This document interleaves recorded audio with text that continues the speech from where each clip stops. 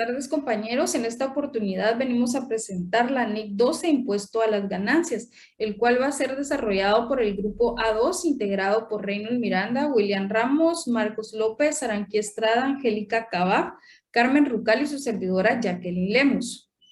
El objetivo de esta norma es el tratamiento contable del impuesto a las ganancias y se centra en el problema de las consecuencias actuales y futuras, de la recuperación o liquidación de activos y pasivos y en las transacciones y otros sucesos del periodo corriente que han sido objeto de reconocimiento en los estados financieros. El alcance de esta norma se aplicará a la contabilización del impuesto a las ganancias a todos los impuestos, ya sean nacionales o extranjeros, que se relacionan con las ganancias sujetas a imposición y a otros tributos como las retenciones sobre dividendos que se pagan por parte de una entidad subsidiaria asociada o acuerdo conjunto sobre las distribuciones de la entidad que informa.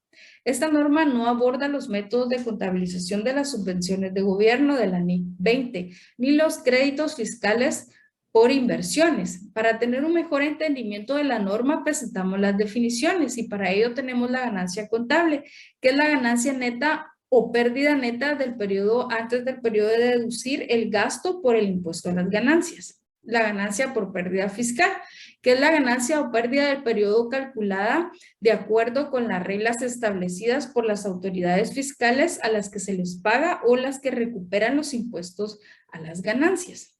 El gasto o el ingreso, que es el importe total que se incluye al determinar la ganancia o pérdida neta del periodo contenido tanto en el impuesto corriente como en el diferido.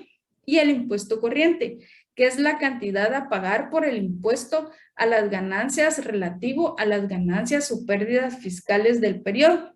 También tenemos los pasivos por impuestos diferidos, que son las cantidades de impuestos sobre las ganancias a pagar en los periodos futuros relacionados con las diferencias temporarias. También tenemos los activos o impuestos diferidos, que son las cantidades de impuestos sobre las ganancias que se recuperan en los periodos futuros relacionados con las diferencias temporarias deducibles.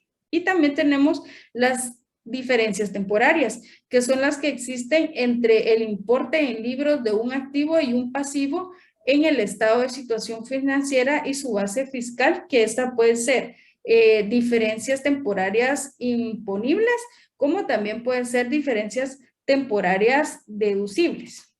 Gracias. Gracias, Jacqueline. Siguiendo con la NIC 12, base fiscal, nos habla sobre la base fiscal de un activo.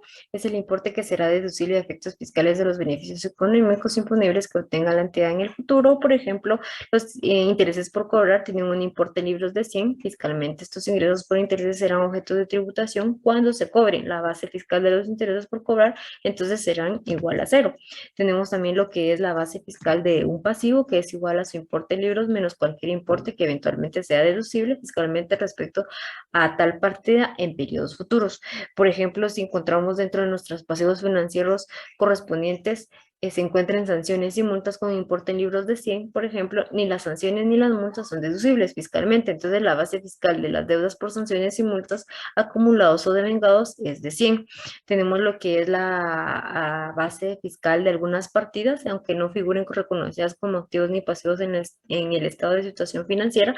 Por ejemplo, los costos de investigación contabilizados como un gasto al determinar la ganancia contable en el periodo en que se incurra. También tenemos lo que es el reconocimiento de activos y pasivos.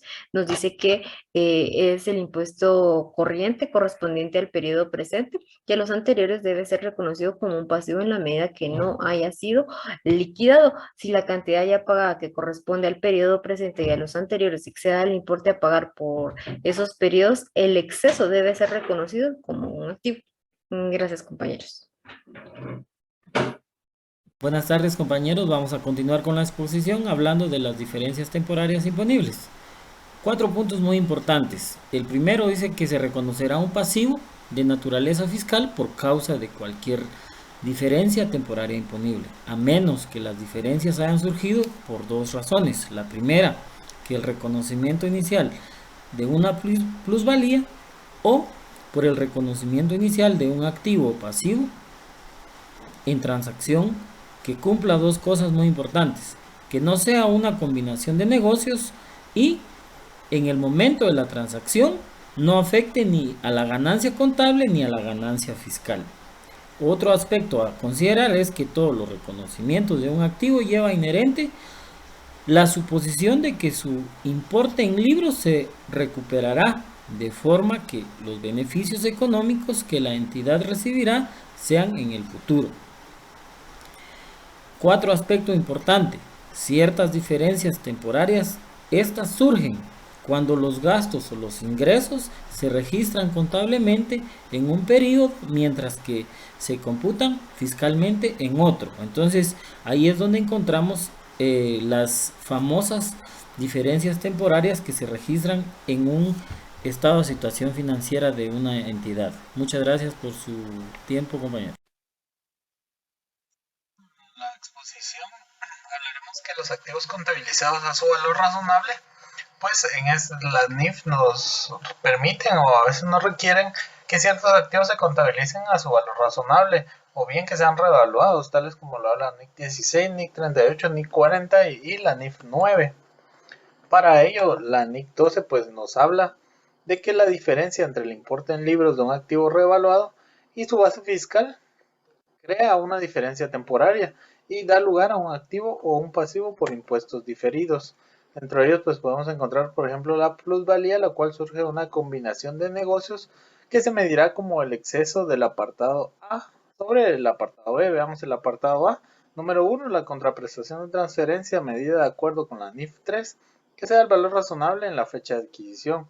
Número 2, el importe de cualquier participación no controlada en la fecha que es reconocida de acuerdo a la NIF 3. Y número 3, en una combinación de negocios llevada a cabo por etapas al valor razonable en la fecha de adquisición de la participación previa al adquiriente del patrimonio según sea la adquirida.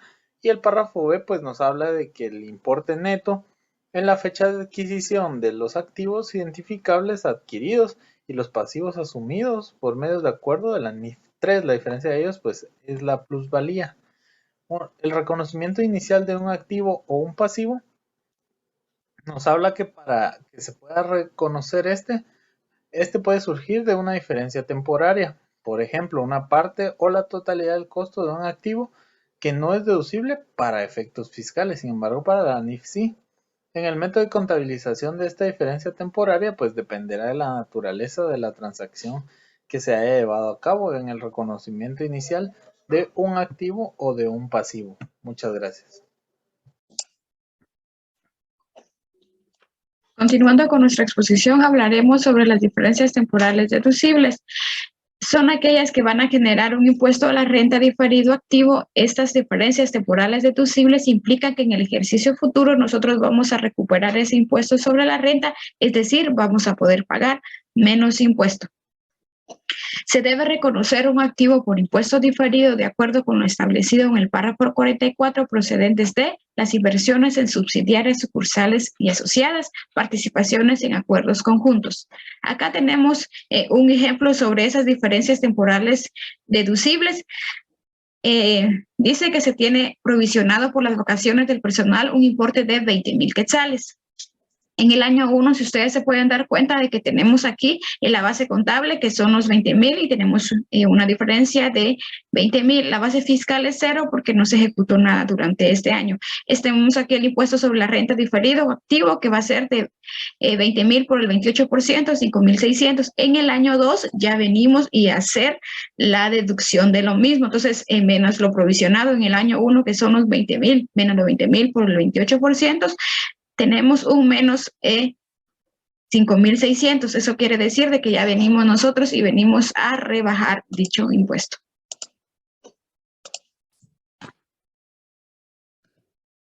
Buenas noches, licenciado, compañeros.